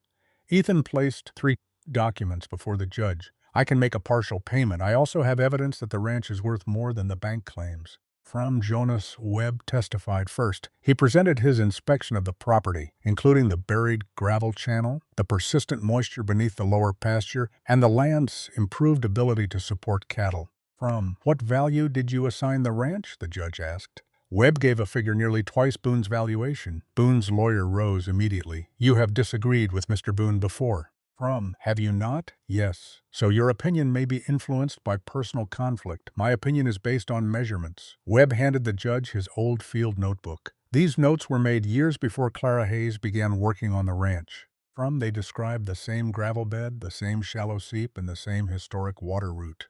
Boone's lawyer examined the notebook. This is not an official county report. No, Webb said. From the official record was lost, the land was not. Judge Ward accepted the notebook as supporting evidence. Clara was called next. Boone's lawyer approached her. You lived on the ranch without Ethan Cole's permission. From Walter Reed appointed me to care for it. You sold cattle. 3 animals. 1 was injured, and 2 were too weak to survive winter. You altered the drainage. I slowed runoff inside the property. From, you are not a surveyor, engineer, or appraiser.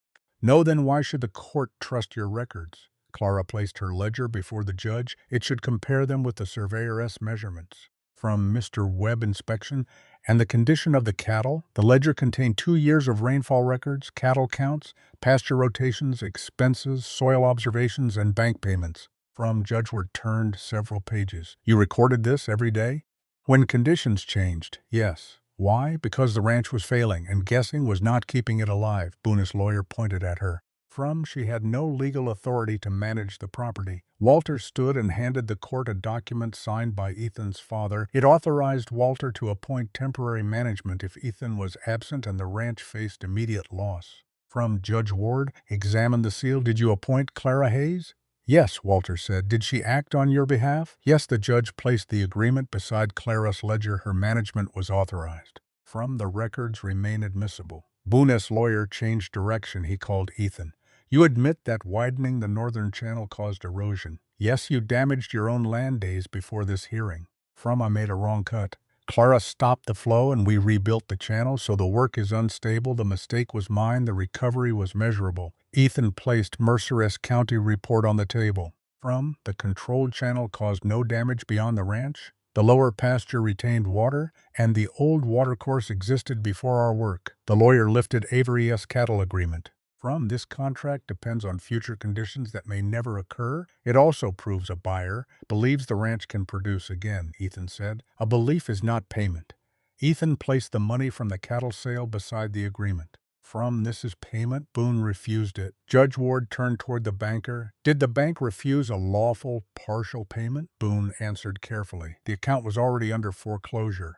From that does not answer my question? Yes. Why? To protect the bank's legal position. Ethan looked at the judge. He does not want the debt paid. He wants the land taken before it can be reassessed. From Boone's lawyer objected, but Judge Ward allowed Ethan to continue. The bank called the ranch worthless, while offering to buy it for more than the debt. Boone paid Clara to leave after learning she had found the buried channel.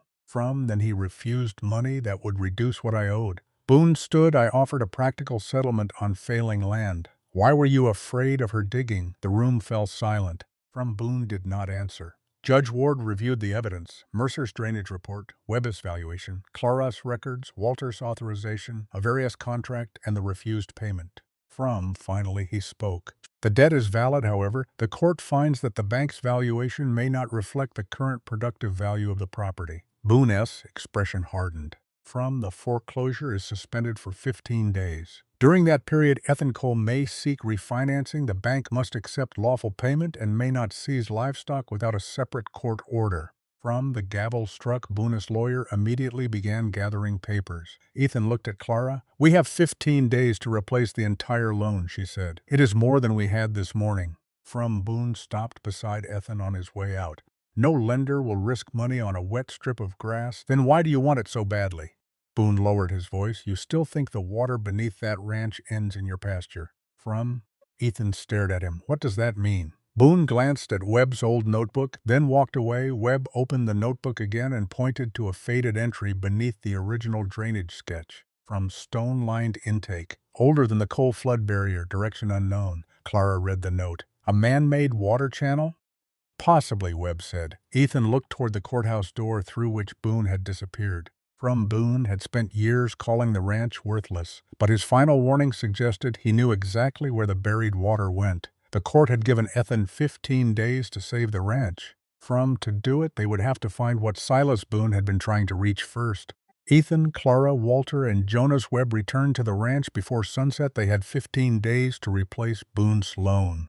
But first they needed to understand the stone-lined intake mentioned in Webb's old notes. Webb spread the county map across the kitchen table. The flood barrier was built later. He said, this intake predates it. That means someone was controlling water here before your grandfather redirected the runoff. Clara placed her finger on the northern ridge. If the intake begins near the seep, it may follow the buried gravel bed or leave it, Webb said. A stone-lined channel would have been built to carry water somewhere specific. Ethan looked toward Boone's property east of the ranch. His family's fields, possibly. At first light they returned to the northern ridge. Clara led them to the place where the gravel bed curved beneath the willows. Webb compared the ground with his old sketch, while Ethan cleared brush from the bank. They found the first cut stone less than an hour later. It was flat, squared at the edges, and buried beneath roots. 2 more stones formed a narrow wall beside it. This is not part of the natural creek bed.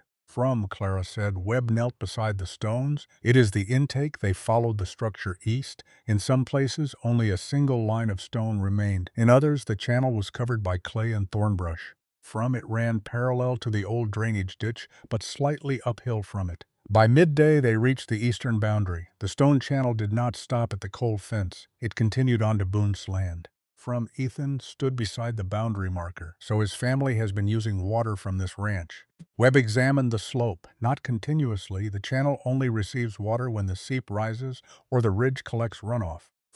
But the barrier increased the flow east. Yes, Clara looked back toward the lower pasture. Your grandfather built the flood wall to protect the ranch. Boone's family benefited because the wall sent more water into this channel. And when our pasture dried, Ethan said, their lower fields stayed green. Webb nodded. That may explain why Boone never wanted the old route restored. They crossed no boundary. Instead, they followed the fence south until they could see Boone's nearest field. A shallow pond lay beyond the trees. Even after several dry seasons, water remained in it. Ethan had seen that pond many times. but he had always assumed it was fed by a well. Clara studied the ground between the stone channel and the pond. The slope connects them. "We need proof," Ethan said. "We need access." Webb replied, "Boone will never allow us to inspect his land." "Then we stay on yours." They returned to the buried intake and began clearing only the section inside the coal property. Their goal was not to redirect the water yet. It was to measure where the flow entered the stone channel. Clara poured a bucket of water into the exposed gravel near the seep. Most of it spread slowly toward the lower pasture. A smaller portion vanished beneath the eastern stonework. Webb checked the first opening. Farther down the line, the water appeared there several minutes later. "The channel still functions," he said. Ethan looked toward Boone's land. "He knew he may have known the direction," Clara said. "That does not prove he knew the source remained active." "He paid you to leave after you found the gravel. That proves suspicion." "We need more than suspicion." Walter, who had remained near the wagon, called to them. He held a rusted iron plate found beneath loose stones beside the intake. A name had been stamped into it. "Boone Agricultural Company." Ethan wiped away the dirt. "How old is this?" Webb examined the lettering. 40 years, perhaps more. Older than Silas Boone S. Bank. But not older than his family's land company. The plate had likely covered a control gate or inspection opening. Its presence tied the stone channel directly to the Boone family. Ethan placed it in the wagon. "This goes before the court. It proves ownership of part of the structure," Webb said. "It does not prove theft. Then what does?" "A record showing the water source began on coal land." Clara looked at Walter. Would Daniel Cole have kept old ranch papers? Everything he considered important went into the loft above the barn. They searched until evening. Most of the loft contained broken tools, feed receipts and old cattle records. Near the rear wall, Ethan found a wooden box marked with his grandfather's initials. Inside were letters, tax documents, and a folded agreement between the Cole family and Boone Agricultural Company. Ethan read it aloud. The agreement allowed the Boone Company to maintain a seasonal water channel across the eastern edge of the Cole Ranch. In return, the Cole family was supposed to receive payment each year. Walter checked the final page. "The agreement expired 26 years ago." "Did Boone keep using the channel?" Ethan asked. "Your father may not have known it existed." Webb took the document. There is no renewal." Clara examined the payment section. There are no records of payment after the first 5 years. Ethan understood the value of what they had found. Boone's family had once paid for access to water crossing the ranch. The agreement had expired, but the channel still carried runoff toward Boone's pond. "That is why he wanted the property," Ethan said. "If he owned the ranch, no one could challenge the water route." And no one could close it," Clara added. Webb folded the agreement carefully. "This changes the negotiation. Boone will deny the channel still supplies his pond. Then we measure the flow." The following morning, Clara placed marked stakes beside the seep, the stone intake, and the eastern outlet. Webb recorded the water depth while Ethan cleared debris from the channel. They did not block the flow. They only opened enough of the old structure to observe it. Within hours, a steady trickle entered the stone channel and moved east at the same time. The lower pasture continued receiving water through Clara's shallow cuts. The ranch was capable of supporting both routes. The problem was that Boone had benefited from one without paying for it. Near noon, Martinvale appeared at the eastern fence. He saw the exposed stonework and the iron plate lying in the wagon. His face changed. "Mr. Boone demands that you stop disturbing the channel." Ethan walked toward him. "Why would he care about a channel on my land? It may affect downstream water his pond." Martin did not answer. Ethan held up the expired agreement. "Tell Boone I found the contract."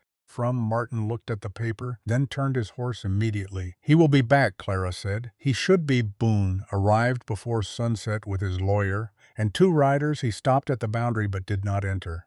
"You are interfering with an established drainage route," he said. "The agreement allowing that route expired 26 years ago," Ethan replied. Boone looked at the document in his hand. That channel predates both of us, and your family paid mine to use it. The agreement is no longer relevant, then neither is your access." Lawyers stepped forward. "You cannot obstruct water in a way that damages neighboring property." "We have obstructed nothing," Webb said. "We have measured a structure beginning on coal land and continuing toward Boone property." Boone's eyes moved to Webb. "You have no authority here." "No. But I know what I measured." Ethan held up the iron plate. "This belonged to your family's company. Boone remained silent. Clara spoke. You knew the channel was there. That is why you tried to remove me after I found the creek stones. From Boone looked at her, you found damp soil and built a fantasy around it. Then why did you come before we touched your land? Again, Boone gave no answer. Ethan stepped closer to the fence. From you refused my payment because you wanted the ranch before I discovered that your pond depends on water crossing it. My pond does not depend on you. Then you will not object when we request a formal water inspection. From that finally broke Boone's calm expression. A county inspection could take months. We have 15 days and no lender will wait for the result. Ethan showed him Webb's new valuation. From a lender may not need to wait once it sees the expired agreement and the value of controlled water access. Boone studied the papers. What do you want? The question confirmed everything. From Ethan did not answer immediately. He looked at Clara. For 2 years, Boone had treated the ranch as a failed property. Now he was asking for terms you accept the cattle sale payment. From, Ethan said, you suspend all foreclosure action for 60 days. You also pay for continued use of the Eastern Channel. Boone laughed once. You are in no position to demand anything. From then we close nothing, change nothing, and take every document to the court and the regional cooperative. Boone's lawyer leaned toward him and spoke quietly. The banker looked toward the stone channel. From then toward the pond hidden beyond his field. I will give you 30 days, he said, 60-45, and the water use payment.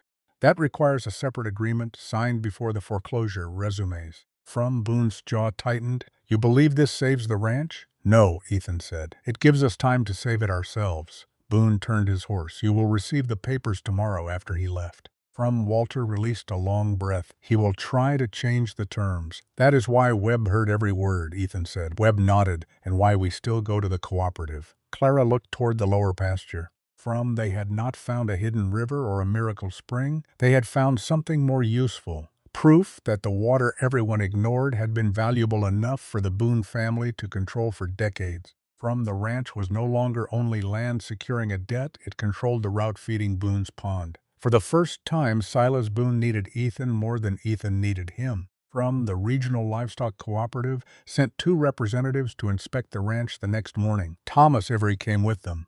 Ethan met the group at the gate with Clara, Webb, From and Walter. On the table inside the kitchen were the documents they had gathered. Webb's valuation, Mercer's drainage report, a various cattle agreement, Clara's records, the expired water use contract. From and Boone's promise to delay foreclosure. The cooperative's senior representative, Martha Hale, read every document before walking the property. She inspected the remaining herd first. From the cattle were lean but stable. Their eyes were clear, their movement was strong, and the smaller herd no longer crowded the pasture. You reduced the number on purpose? She asked. From yes, Ethan said. The land could not recover under the old pressure. Avery confirmed the sale and the conditional agreement. They moved next to the lower pasture. Clara showed Hale the buried gravel line, From the shallow channels and the moisture records. She explained how the cattle had first revealed the damp ground and how the old flood barrier had redirected water away from the field. From Hale pushed a rod into the green strip, it sank deeply. Then she tested the dry clay several yards away. The contrast was clear. How much of this field can recover? Hale asked. From, not all at once, Clara said, but enough to support the reduced herd if we protect each section and move the cattle before they graze it down. You are not promising full recovery. From, no. Hale looked at her. That helps. They continued toward the northern ridge. Webb showed her the old channel and the stone-lined intake. Ethan produced the expired agreement connecting the Boone Company to the eastern water route. From Hale read the final page. So Boone's land has benefited from water crossing this property for decades, Ethan said. Has he agreed to pay for it? Not yet, but he agreed to negotiate before restarting foreclosure. From Hale folded the document. That water agreement may generate income, but I will not approve a loan based on income that does not exist. Yet Ethan expected that, then base it on the cattle. From the cattle alone do not cover the risk. Then the pasture. The pasture is improving, but it remains vulnerable. Ethan looked toward the ranch. What would make the loan possible? From Hale answered directly. A smaller debt, verified income, and a management plan that does not depend on one wet season. Ethan placed the cattle sale money on the table. This reduces the debt. From Avery placed the signed purchase agreement beside it. This verifies future income if the ranch meets the conditions. Clara opened her ledger to the new pasture plan. We keep only 8 breeding animals through the next season. From the western field rests first. The lower field is divided into 3 sections. No cattle return to a section until the grass reaches the marked height. Hale studied the plan, and if rainfall fails, we reduce the herd again before the pasture is damaged, Clara said. Ethan looked at her. The answer was difficult, but it was correct. The ranch could not be saved by refusing every loss. It had to survive by protecting what remained. Hale returned to the kitchen and began calculating. No one spoke while she worked. Finally, she closed the ledger. The cooperative will refinance the ranch under 3 conditions. Ethan waited. First, the cattle sale money is applied immediately to the principal. Second, Avery's contract becomes part of the loan agreement. Third, Clara Hayes remains the recorded ranch manager for at least 1 year. Ethan looked at Clara. She said nothing. Hale continued, the cooperative is not lending against Ethan's return. It is lending against the management that kept the ranch alive. Ethan nodded. She stays? Clara looked at him. You should decide that. After hearing the rest, Hale placed the proposed loan terms on the table. The interest was lower than Boone's. But the payment schedule was strict. If the ranch misses 2 payments, she said, the cooperative takes control of the herd. Not the land? Ethan asked. The land remains collateral. But we would rather preserve production than destroy it. That difference mattered. Boone had treated the ranch as something to seize. The cooperative treated it as something that had to keep working. Ethan signed first. Clara signed as ranch manager's buyer. Hale added the cooperative seal. The ranch now had a new lender. They rode into town that afternoon. Silas Boone was in his office when Ethan entered with Hale and Webb. Martinvale stood near the bank ledger. Ethan placed the cooperative draft on Boone's desk. This pays the remaining debt. Boone did not touch it. You accepted another loan with better terms. You are replacing one debt with another. I am replacing a lender who wanted the land with one that wants the ranch to succeed. Hale handed Boone the formal transfer papers. The cooperative is prepared to settle the account today. Boone read the amount. He could no longer refuse without openly admitting that the ranch, not the money, had been his real objective. Martin opened the account ledger. Boone remained still for several seconds. Then he signed the release. The coal ranch debt was transferred. Ethan watched Boone stamp the final page. 2 years of fear ended with one sound. The seal struck the paper. Boone pushed the documents across the desk.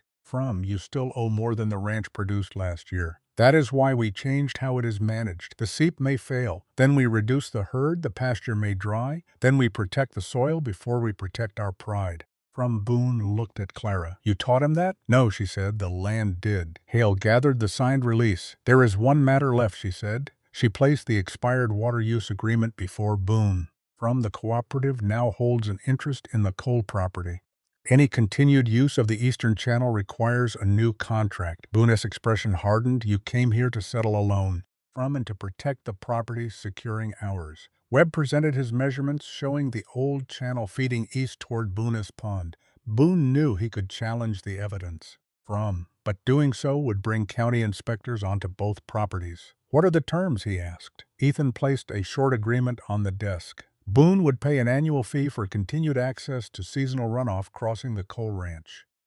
He would also share the cost of repairing the old barrier and maintaining a controlled outlet. The amount was not large, but it created reliable income. More importantly, it forced Boone to acknowledge that the ranch controlled something valuable. Boone read the agreement. You are charging me for rain? No, Ethan said. For the channel your family used after the old agreement expired? Boone looked toward Hale. She waited without speaking. At last he signed. The ranch now had 3 sources of support: cattle income, controlled pasture recovery, and payment for the eastern water route. When Ethan stepped outside the bank, several people were waiting near the street. They had heard the cooperative representatives were in town. Walter stood beside the wagon. Well? He asked. Ethan handed him the released loan papers. Walter read the first page and smiled. The ranch is yours. Ethan looked toward Clara. No, he said. The ranch belongs to the work now. They returned home before sunset. The cattle were grazing in the lower field. The repaired channel carried a clear, narrow flow beneath the grass. The water was not deep enough to impress anyone passing by, but it stayed. Ethan stood beside Clara near the first test hole. For 2 years, I thought I had to earn enough money to come back and rescue this place. You did come back with money, not enough. No, he looked across the pasture. You saved it before I arrived. Clara shook her head. I delayed the loss. That delay was everything. She closed the ledger. The loan saves the ranch from Boone. It does not save it from the next dry year. Then we begin preparing tomorrow. We begin now. They walked toward the western pasture to move the cattle before nightfall. Behind them, the hidden channel continued, carrying water through the land everyone had once believed was dead. 6 weeks after the cooperative replaced Boone's loan, the lower pasture no longer looked like a narrow accident of green. New grass had spread outward from the buried gravel bed. Covering ground that had remained bare for years, the restored channel still carried only a modest flow. But Clara's shallow cuts slowed each storm long enough for moisture to spread beneath the soil instead of rushing into the eastern ditch. The ranch was not fully recovered. Large sections remained dry, and the herd was smaller than when Ethan had left. But the cattle gained weight steadily, the well level stopped falling. And the resting western pasture produced its first strong growth in 3 seasons. Clara continued measuring everything. She recorded water depth, grass height, cattle weight, and the number of days each section rested between grazing periods. Ethan followed the plan without trying to force faster results. When one field weakened, they moved the cattle. When forage became thin, they sold another steer rather than allow the herd to strip the soil. By midsummer, Thomas Avery returned to inspect the animals covered by his purchase agreement. He walked through the herd, examined their backs and ribs, then compared their condition with the notes from his first visit. They have gained more than I expected, he said. The grass recovered faster after we reduced the herd. Ethan replied. Avery looked toward Clara, and because someone knew when to move them, Clara closed her ledger. The field told us when. Avery confirmed the next cattle purchase and offered a higher price than the original agreement required. The payment covered the ranch's first cooperative installment with money left for fencing and winter feed. Word spread quickly. The same men who had once called Clara's channels useless began riding out to see the pasture. Some came because their own fields were drying. Others came because they wanted to understand how a ranch Boone had declared dead was producing cattle again. Clara showed them the system without exaggerating what it could do. You cannot create water that is not there, she told them. You can only stop wasting what arrives. She explained that stone and brush could slow runoff, that bare soil lost moisture faster than covered ground. And that cattle had to leave a pasture before they ate it down to the roots. Some ranchers listened, others wanted a faster answer. How long before dead ground turns green? One man asked. That depends on the soil, rain, slope, and damage already done. Can I double my herd after 1 season? No, then what is the advantage? Clara pointed toward Ethan's cattle. They are still here. That answer ended the discussion. A month later, Henry Mercer returned with the county assessor.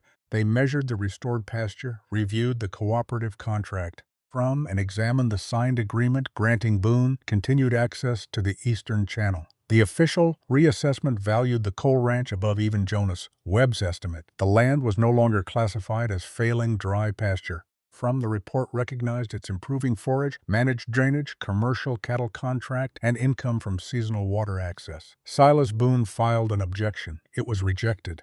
The county records that had once supported his low valuation now proved the ranch was worth far more than he had claimed. Ethan received the final report on a Saturday morning. He read it at the kitchen table while Clara prepared to move the cattle. We should frame this, he said. It is paper Boone cannot ignore. The grass matters more to you.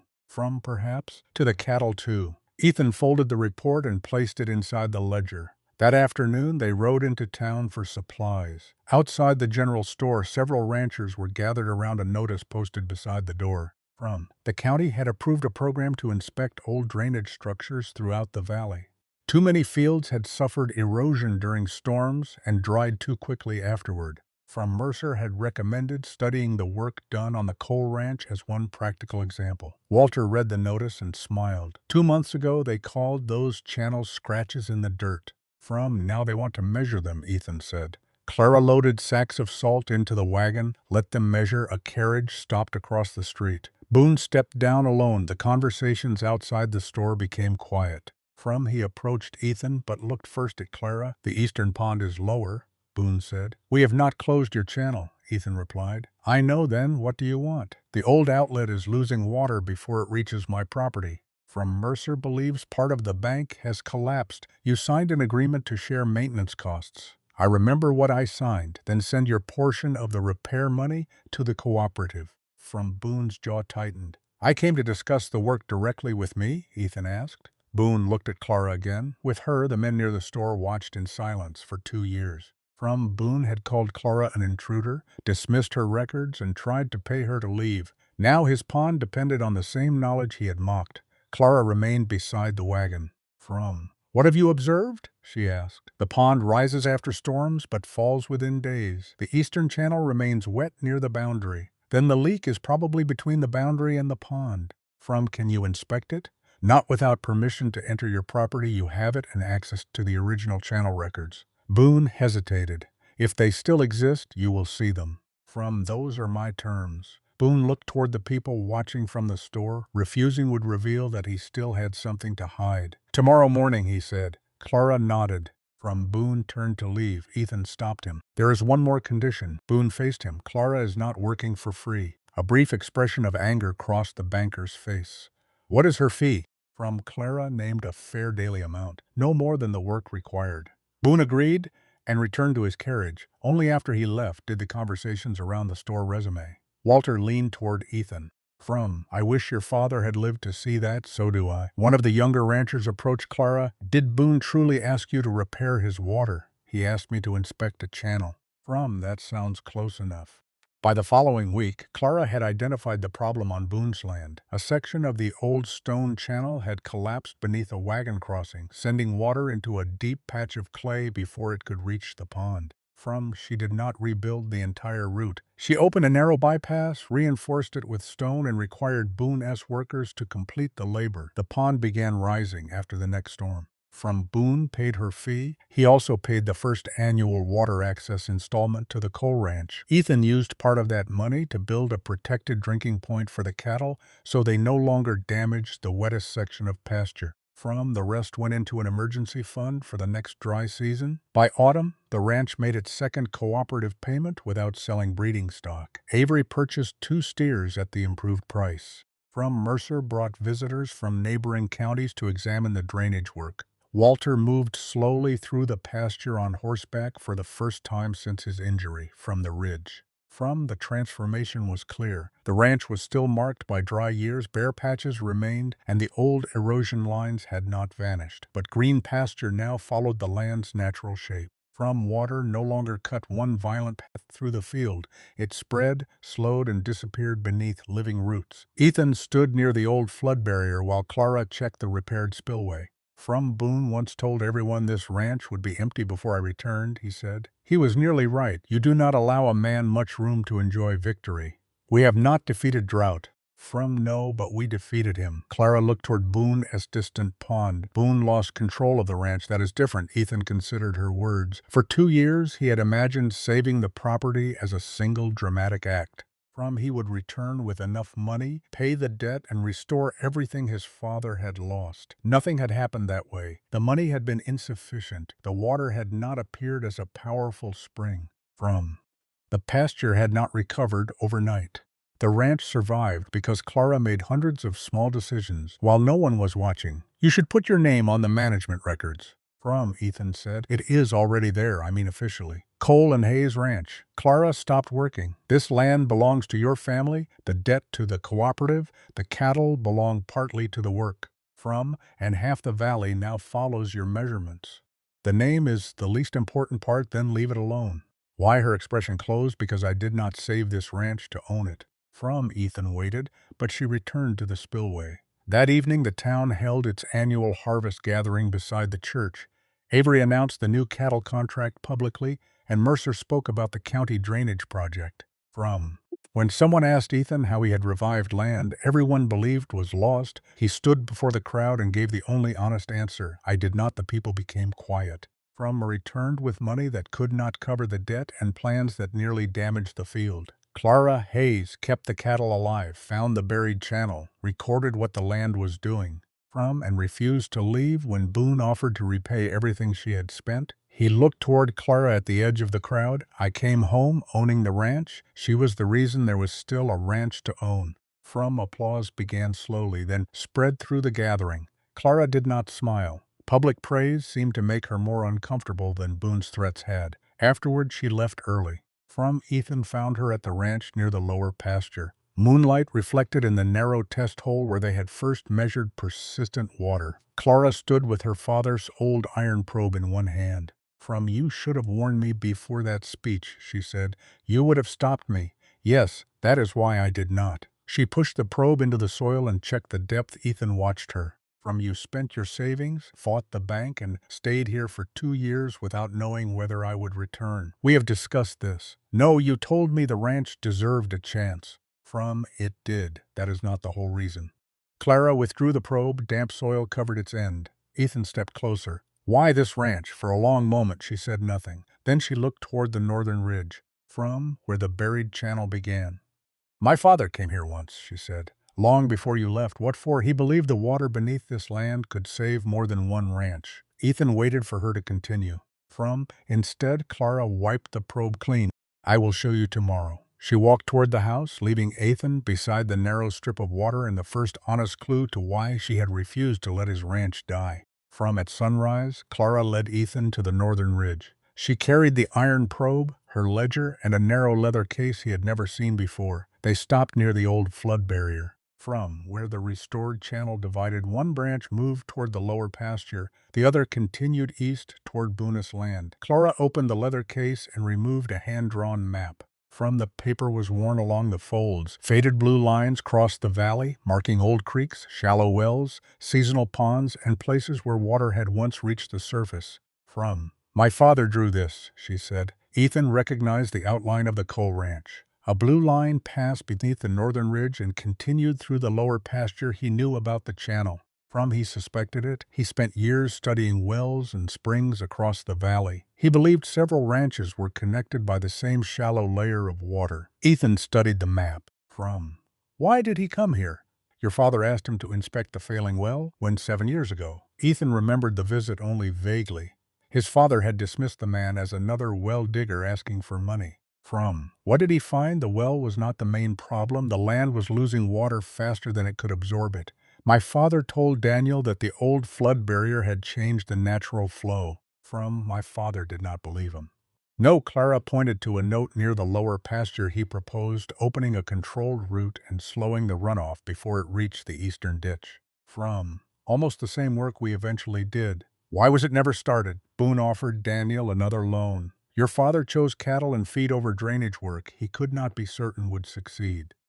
Ethan folded his arms. "And your father," he continued, studying the channel. "Then he became ill." Clara looked toward the willows. "Before he died, he asked me to come here and check whether the seep still existed." That is why you were near the ranch when Walter was injured." "Yes, you did not stay only for the cattle." "No." Clara moved toward the exposed gravel bed. "At first I wanted to prove my father had been right."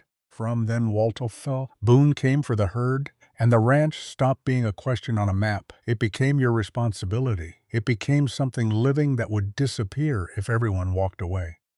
Ethan looked across the valley. The green pasture followed the hidden channel below them. Beyond the eastern boundary, Boone's pond reflected the morning light. What appeared to be separate pieces of land were connected by the same moving water. Your father believed this could save the whole valley," Ethan said. "He believed people were fighting over too little water while allowing most of it to leave too quickly. Was he right?" Clara considered the question. "In some places. Not everywhere. Every ranch has different soil, slope, and damage. What worked here may fail somewhere else." Ethan smiled slightly. You never allow a story to become a miracle. Miracles make people careless." They returned to the lower pasture. The cattle were grazing in the first section. The second was resting behind a temporary fence. New grass had begun covering the muddy scar left by Ethan's failed cut. He stopped beside it. "I almost destroyed this field, trying to save it quickly. You stopped before the mistake became permanent." You stopped me. You listened eventually." They walked toward the first test hole. Water still stood several inches below the surface. Ethan took a folded document from his coat. Clara looked at it. "What is that?" "A partnership agreement." She did not take it. "The ranch is still under loan. The cooperative approved it. What does it say?" "That we share management." From cattle income and responsibility for the debt, this is your family's land, and you invested 2 years of work and nearly all your savings. I did not do that to buy part of it. From, I know then, why are you offering? Because I do not want you staying here only until you believe your work is finished. Clara looked toward the house.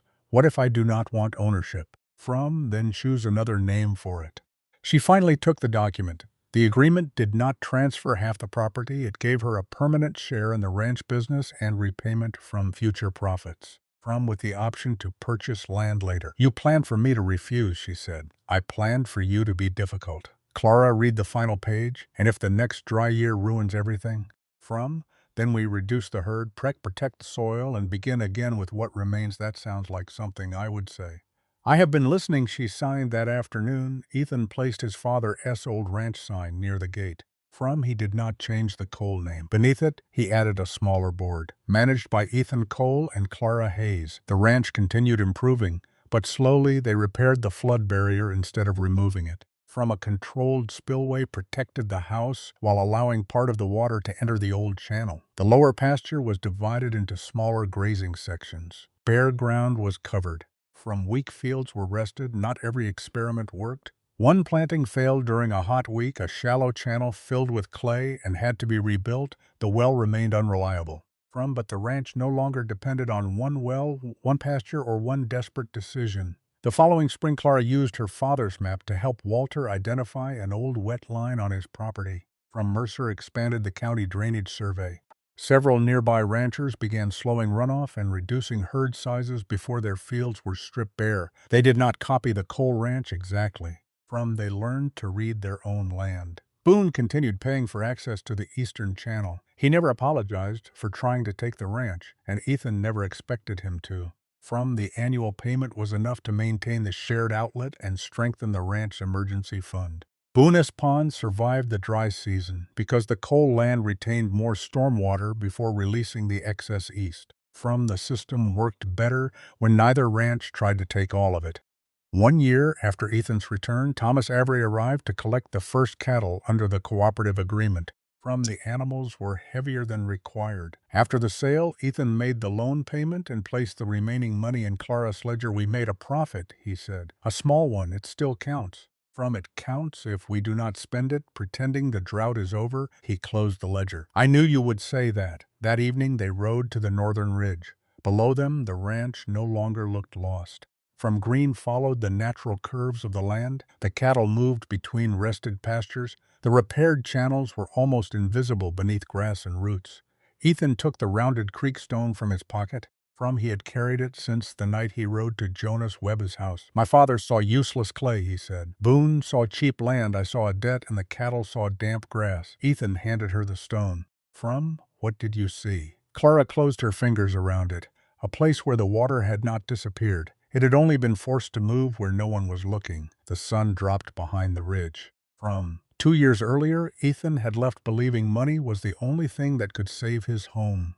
When he returned, he found that the ranch had survived because a quiet woman had watched the animals. From, read the soil and trusted the signs everyone else had dismissed. The land had never been dead. It had been waiting for someone patient enough to understand what it was saying.